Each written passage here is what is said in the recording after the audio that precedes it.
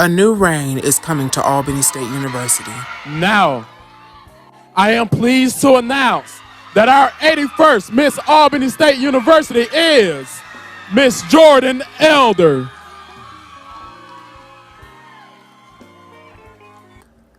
I sat down with the newly crowned 81st Miss Albany State University, Jordan Elder, and the 11th Mr. Albany State University, Christopher Sykes, and discussed what's next for them and their reign.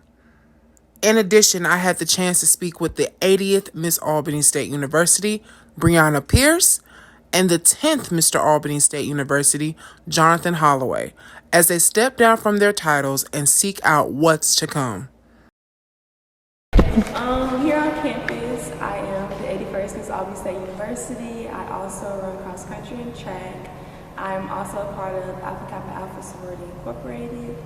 Yes, that's what I am a part of on campus. Okay, so my name is Christopher Jawan Sykes, a junior criminal justice major, 20 years old. I'm involved in Males Criminal Justice Club, now Royal Court, and I used to do SGA, be a volunteer my freshman year during COVID. And so you're originally from Albany, so how does it feel to be one of the representing figures for Albany State University? How does that feel? I think it's a big step for Albany. It just shows what people from Albany can do. It just gives us another look into what other students can do and what other young people can do, so it's hope for Albany. I really want to ask you, what made you run for Miss ASU? What really drove you to do that? So what drove me to do that was a few points as I had conversations with the 10th Mr. ASU. I was talking to him and I felt that when I look back at my years of being at Albany State, there was lack of male involvement. And for me, I feel like my pride for Albany State and my love for Albany State drove me to be Mr. ASU, quote unquote. Also as well, I believe that I had the qualities to do it. From my work ethic to my maturity and understanding I am an advocate for the students.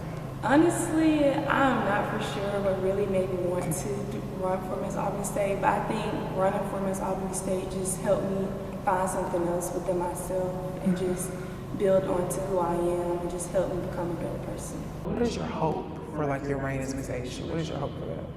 My hope would be just bring everybody back together. I think we need to be more of that family that we say we are. It's something that I feel like we're missing still. So I think just bringing everybody back during my reign and getting everybody back together is something that my hope is for. I also just plan to encourage more women and more young kids in all the community, just bring us back together as well. I bring that I'll be a leader to others. I'll be an advocate. I want to be an advocate for the people, for the students that don't have nothing. Be an advocate for the students to the staff, because in my position as well as SGA and my missus, we are the representation of the school. We're the spokespeople. We are to advocate for the students and their well-being and what they want.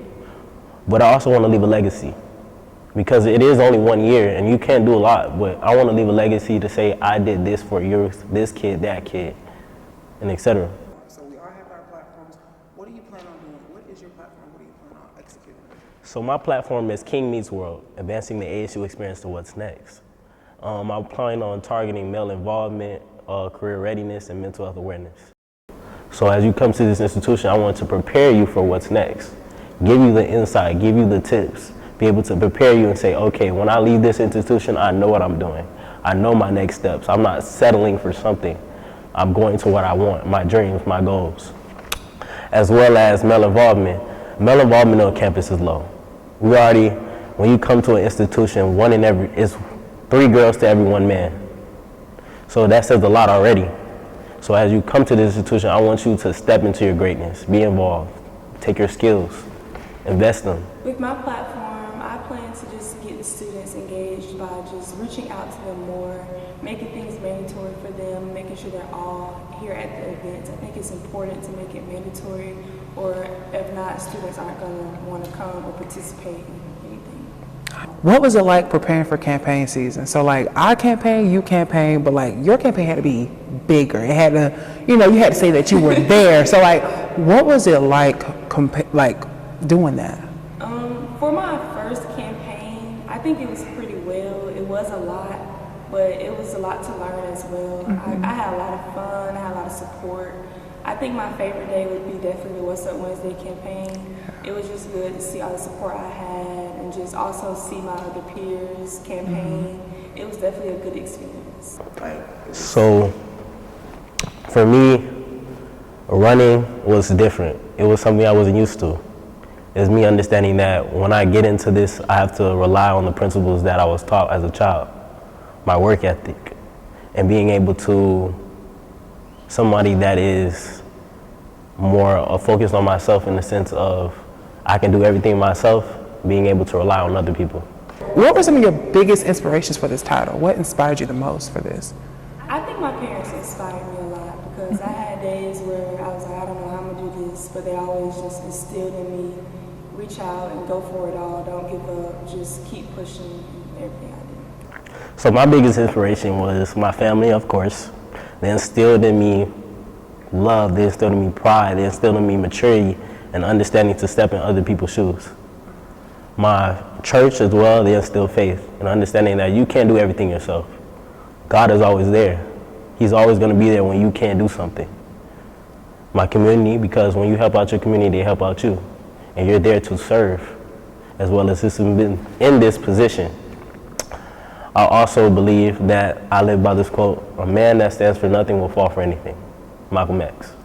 So as a leader, you have to stand for something. And if you don't stand for nothing, what are you doing?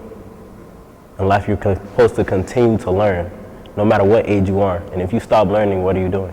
What is your favorite thing about Albany State University? What's your favorite thing? Now, I'm gonna be completely honest, my favorite thing would be the track and field team. I love being part of the track team. It just brings another side of me, something I can have fun in, be myself. I also, of course, like being part of my organization. It brings a good sisterhood in me and just helps me relax and just be who I am.